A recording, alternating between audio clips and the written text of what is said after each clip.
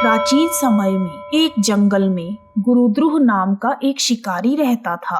उसके बीवी बच्चे तथा माता पिता सब उसके साथ रहते थे। वह प्रतिदिन वन में जाकर जंगली जानवरों को मारता और नाना प्रकार की चोरियां करते हुए अपने परिवार का भरण पोषण कर रहा था। इस प्रकार वन में रहते हुए उस दुरात्मा शिकारी का बहुत सा समय बीत गया। तब दैव योग से फागुन मास की कृष्ण पक्ष की महाफलदायी शिवरात्रि आई। उस दिन भी वह प्रतिदिन की भांति जंगल में शिकार के लिए गया। संयोगवश उस दिन उसे कोई जंगली जानवर दिखाई नहीं दिया और सूर्यास्त हो गया और वह सोचने लगा, अब मैं क्या करूं? यदि मैं खाली हाथ घर जाऊंगा तो सभी की क्या दशा होगी? वह एक तालाब के पास जाकर खड़ा हो गया जहां पानी में उतरने का घाट था। उसने सोचा, यहाँ कोई न कोई जीव पानी पीने के लिए अवश्य आएगा। मैं उसी को मारकर अपने साथ घर ले जाऊंगा।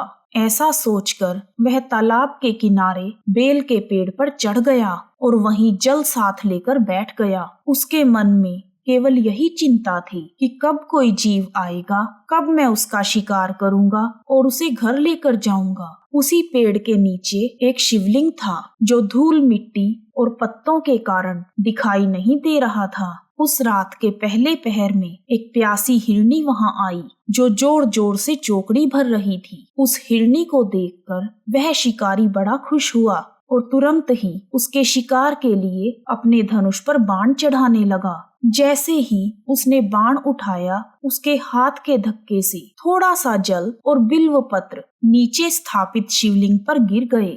इस तरह अचानक ही उसने शिव भगवान की प्रथम प्रहर की पूजा संपन्न कर ली। उस पूजा के महात्म्य से शिकारी का बहुत सा पातक नष्ट हो गया। वहां होने वाली खड़खड़ाहट की आवाज को सुनकर हिरनी ने डर के मारे ऊपर देखा। शिकारी को देखते ही वह व्याकुल हो गई और बोली, हे व्याध, तुम क्या करना चाहते हो? मुझे सच सच बताओ। हिरनी की बात सुनकर वह बोला, आज मेरा परिवार भूखा है, मैं तुम्हें मारकर उनकी भूख मिटाऊंगा। तब हिरनी बोली, हे भील, इस समय मेरे बच्चे घर पर अकेले हैं। मैं उन्हें अपनी बहन को अथवा अपने स्वामी को सौंपकर वापस आ जाऊंगी। हे वनेचर, तुम मेरा विश्वास करो। हिरनी के ऐसा कहने पर भी जब शिकारी ने उसकी बात नहीं मानी, तब वह बोली, हे व्याध, सुनो, मैं तुम्हारे सामने एक ऐसी शपथ खाती हूँ जिससे घर जाने पर मैं अवश्य ही तुम्हारे पास वापस आऊंगी। ब्राह्मण यदि वेद बेचे और तीनों काल संध्या ना करे तो उसे जो पाप लगता है, पति की आज्ञा उल्लंघन करके अपनी इच्छा के अनुसार कार्य करने वाली स्त्रियों को जिस पाप की प्राप्ति होती है, किए हुए उपकार को ना मानने वाले, भगवान शंकर से विमुख रहने वाले, दूसरों से द्रोह करने वाले, धर्म को लांघने वाले तथा विश्वासघात और छल करने वाले लोगों को जो पाप लगता है, उसी पाप से मैं भी लिप्त हो जाऊं यदि मैं यहाँ लौटकर ना आऊं। तब उस शिकारी ने उस पर विश्वास करके कहा, अच्छा, अब तुम अपने घर जाओ। तब वह हिरनी बड़ी खुशी के साथ पानी पीकर अपने घर चली गई। इतने में ही रात का पहला पहर शिकारी के जागते जागते बीत गया। तब उस हिरनी की बहन उसे ढूंढती हुई वहां पानी पीने के लिए रुक गई। उसे देखकर भील ने बाण को तरकश से खींचा। ऐसा करते समय पहले की तरह शिवलिंग के ऊपर जल और बिल्व पत्र गिरे और शिव शंभू की दूसरे पहर की पूजा संपन्न हो गई। हिरनी ने उसे बाण खींचते हुए देख लिया और पूछा, यह क्या कर रहे हो? तब शिकारी ने उत्तर दिया, मैं अपने भूखे परिवार को तृप्त करने के लिए तुम्हें मारूंगा। यह सुनकर वह हिरनी बोली, हे शिकारी, मैं यहाँ अपनी बहन को ढूंढ रही हूँ और छोटे छोटे बच्चों को घर में अकेले छोड़कर आई हूँ। मैं एक बार वापस जाकर उन बच्चों को अपने स्वामी को या अपनी बहन को सौंप दूं, फिर तुम्हारे पास लौट आऊंगी। तब शिकारी बोला, अच्छा ठीक है, जाओ, लेकिन जल्दी वापस आना। तब वह हिरनी जल पीकर वापस घर चली गई। इतने में ही रात का दूसरा पहर भी शिकारी के जागते जागते ही बीत गया। तीसरा पहर शुरू हो जाने पर उसने एक हिरण देखा। वह बड़ा हष्ट पुष्ट था और वह धनुष पर बाण रखकर उसे मारने के लिए तैयार हो गया।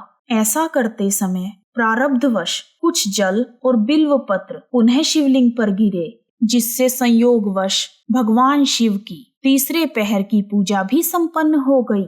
इस तरह भगवान भोलेनाथ ने उस शिकारी पर अपनी दया दिखाई। पत्तों के गिरने का शब्द सुनकर उस मृग ने शिकारी की ओर देखा और पूछा, क्या कर रहे हो? तब शिकारी ने उत्तर दिया, मैं अपने परिवार को भोजन देने के लिए तुम्हारा वध करूंगा। शिकारी की बात सुनकर वह शिकारी से बोला, मैं धन्य हूँ, मेरा हष्ट पुष्ट होना सफल हो गया। एक बार मुझे वापस जाने दो, मैं अपने बालकों को उनकी माता के हाथ में सौंपकर और उन सब को धीरज बंधाकर यहाँ लौट आऊंगा। उसके ऐसा कहने पर शिकारी को बड़ा विस्मय हुआ और उसके सारे पाप पुंज नष्ट हो गए।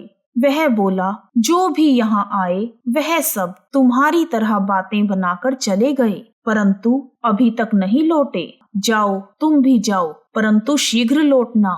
शिकारी के ऐसा कहने पर हिरण पानी पीकर चला गया। जब हिरण घर पहुंचा तब उसने अपने परिवारजनों को शिकारी से की हुई प्रतिज्ञा बताई। हिरण की बात सुनकर दोनों हिरनियों ने अपने साथ घटी हुई पूरी घटना बताई। आपस में एक दूसरे के वृतांत को भली भांति सुनकर सत्य के पाश से बंधे हुए उन्होंने यही निश्चय किया कि वहां अवश्य जाना चाहिए। इस निश्चय के बाद वह तीनों अपने बालकों को आश्वासन देकर शिकारी के पास जाने के लिए तैयार हो गए। उन्हें जाते हुए देखकर उनके बच्चे पीछे पीछे चले गए। उन सबको एक साथ आया हुआ देखकर शिकारी बड़ा खुश हुआ।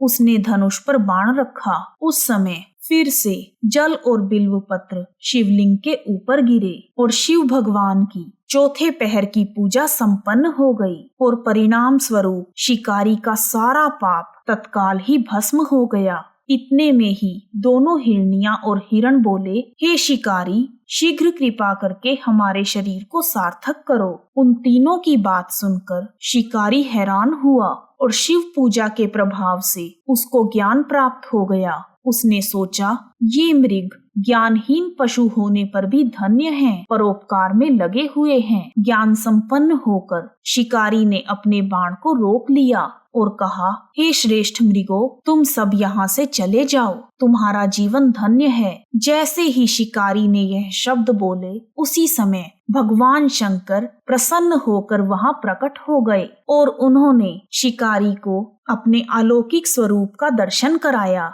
तथा कृपा पूर्वक उसे प्रेम से कहा, हे भील, मैं तुम्हारे व्रत से प्रसन्न हूँ, वर मांगो। शिकारी भगवान शिव के उस स्वरूप को देखकर जीवन मुक्त हो गया और बोला, मैंने सब कुछ पा लिया, और भगवान शिव के चरणों के आगे गिर पड़ा। उसके इस भाव को देखकर भगवान शिव बड़े प्रसन्न हुए और उसे गुह नाम देकर कृपा दृष्टि से उसकी ओर देखने लगे और बोले, हे व्याध, सुनो, आज से तुम श्रृंगवेरपुर में उत्तम राजधानी का आश्रय लेकर दिव्य भोगों का उपभोग करो। तुम्हारे वंश की वृद्धि निर्विघ्न रूप से होती रहेगी। भगवान श्री राम एक दिन निश्चय ही तुम्हारे घर पधारेंगे और तुम्हारे साथ मित्रता करेंगे। तुम मेरी सेवा में मन लगाकर दुर्लभ मोक्ष को प्राप्त करोगे। उसी समय वह सब मृग भगवान शंकर के दर्शन पाकर मृग योनि से मुक्त हो गए तथा दिव्य देह धारण करके